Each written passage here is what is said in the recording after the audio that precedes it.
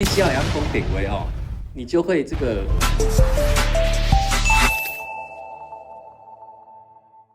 今日要讲的上重要的就是，你只要阳光点位哦，你就会柯俊杰老师的口气。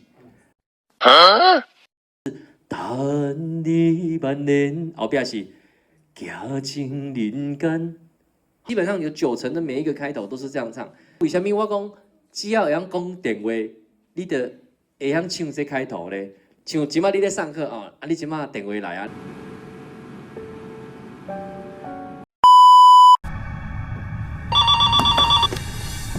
喂，头一句一定是喂嘛，你咧上课你无可能是喂，收大声吧？你一定是喂，但是这个喂呢，它不是喂，我保证你一句就唱袂了，因为你头一字你就已经漏掉很多的气息了。